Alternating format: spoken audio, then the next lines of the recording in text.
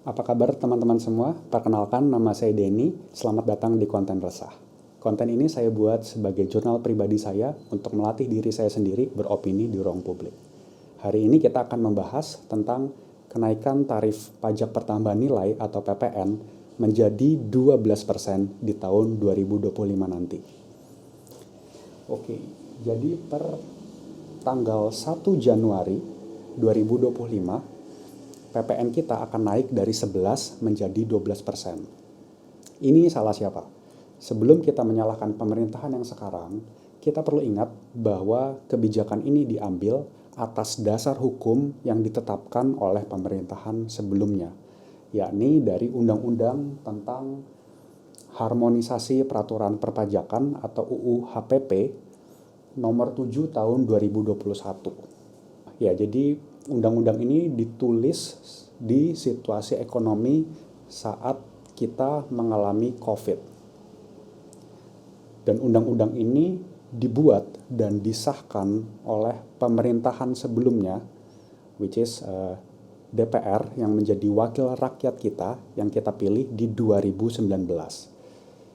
Dan terhadap pasal 1 itu ditulis PPN kita akan naik dari 10% menjadi 11% di bulan April 2022 dan akan naik lagi dari 11 menjadi 12% di 1 Januari 2025. Iya, lalu apakah harus 12%? Di pasal kedua, masih di undang-undang yang sama, itu tertulis pemerintah diberikan kewenangan untuk menetapkan tarif PPN dalam rentan 5-15% sesuai dengan kondisi perekonomian dan kebutuhan pembangunan nasional. Jadi untuk informasi kamu, PPN kita itu 10% itu ditetapkan dari tahun 1985 berdasarkan Undang-Undang Nomor 8 tahun 83. Ini berarti sudah 37 tahun PPN kita tidak naik dan baru naik dari 10 ke 11% di tahun 2022 kemarin. Tapi apakah harus 12%? Sebelum kita menjawab itu, kamu harus tahu cara kerja sebuah negara dalam perspektif ekonomi. Kita anggaplah sederhananya negara ini nih, negara kita Indonesia seperti sebuah perusahaan. Dan tentu saja ada dua aspek, ada pemasukan dan ada pengeluaran. Nah, pengeluaran ini diwujudkan dalam berbagai bentuk, baik itu produk hukum atau hal-hal yang nyata yang bisa kita rasakan. Contohnya infrastruktur, fasilitas publik, jalan tol, transportasi umum. Bisa juga dalam bentuk lain seperti subsidi bahan bakar atau bahkan dana pendidikan sehingga orang dapat beasiswa atau bisa sekolah gratis. Itu produk yang dihasilkan. Sedangkan dalam konteks pemasukan, of course negara dapat uang dari masyarakatnya sendiri. Dan dalam konteks ini dari pajak. Karena buat melakukan semua tadi ya pasti butuh uang ya. Jadi kalau sebuah negara mau maju, ada dua aspek tadi yang tidak boleh dilepaskan satu sama lain. Ada pemasukan, penerimaan uangnya harus kuat, dan ada pengeluaran, pemanfaatannya harus bijaksana dan berintegritas. Dalam artian ini berarti tidak boleh korupsi. Itu mungkin akan kita bahas di lain kesempatan. Sekarang kita bahas bagian pemasukan dulu. Nah, ini kalau kita ngomongin pajak pusat atau pajak yang diterima oleh pemerintah pusat, itu sederhananya ada 5 komponen. Tapi hari ini kita bahas 2 aja, karena 2 itu adalah mayoritas dari penerimaan pajak pusat sendiri.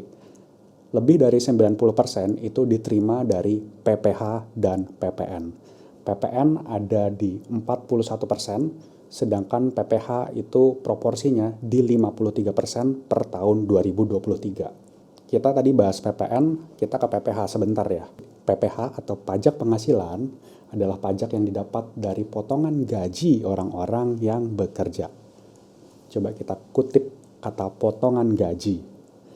Ini berarti orang-orang yang kerja di kantor atau buruh yang bekerja di perusahaan tertentu yang biasanya mereka punya NPWP dan dibayarkan gaji bulanan oleh perusahaan, itu secara otomatis gajinya dipotong dan diambil sebagai bagian dari PPh tadi.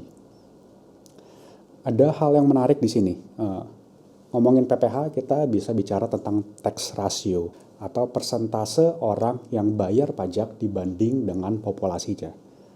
Kalau kita bandingkan dengan negara-negara tetangga kita, Thailand tax ratio-nya itu ada di 17%, Vietnam di 16%, dan Singapura hampir 13%. Indonesia sendiri ada di 10%. Itu berarti dari 280 juta masyarakat Indonesia yang hidup di negara ini, hanya sekitar 28 juta yang bayar pajak. Padahal dari 280 juta tadi, 195 jutanya masuk dalam kategori usia produktif. Berarti mereka harusnya adalah orang-orang yang bekerja dan memiliki penghasilan. Terus kemana sisanya yang 160 jutaan tadi tidak bayar pajak? Sebagian besar itu masuk ke dalam klasifikasi shadow economy, yakni aktivitas ekonomi yang berlangsung di luar pengawasan pemerintah. Means ini tidak bisa direcord. Emang aktivitas apa aja yang masuk kategori ini? Bukan ilegal, tapi kalau kalian melihat sebagai contoh, orang yang jualan ayam goreng di pinggir jalan, tapi kamu tahu setiap berapa tahun mereka mungkin bisa berlibur ke luar negeri.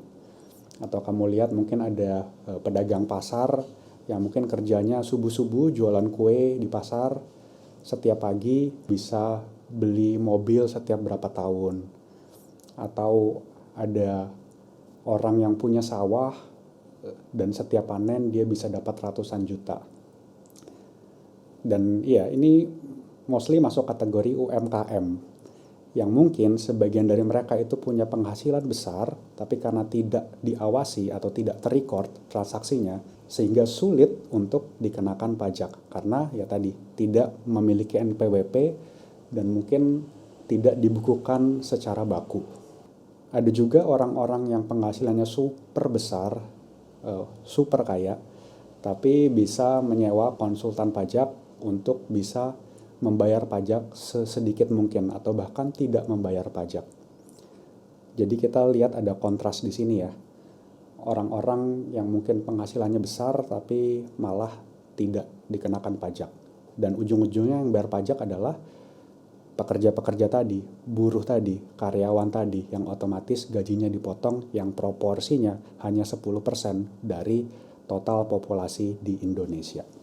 Lalu ini salahnya siapa kalau ada shadow economy kayak tadi sehingga negara nggak bisa dapat uang dari pajak? Secara struktural mungkin pemerintah kita gagal menyediakan lapangan pekerjaan sehingga banyak orang yang akhirnya bikin UMKM dan again itu tidak terrecord oleh pemerintah kita sehingga potensi pajaknya hilang.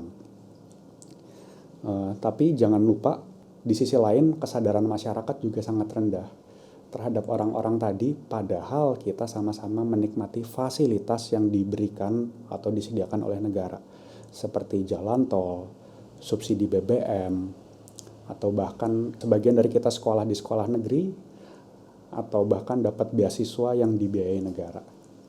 Saya yakin sedikit banyak kita semua menikmati fasilitas yang diberikan negara, tapi again hanya 10% yang membayar pajak. Itu ke PPh. Sekarang kita beralih ke PPN.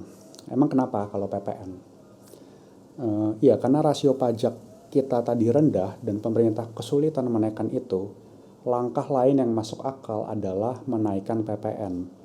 Ini berarti kalau dari PPN itu semua orang tanpa pandang bulu dipukul rata untuk membayar pajak pertambahan nilai.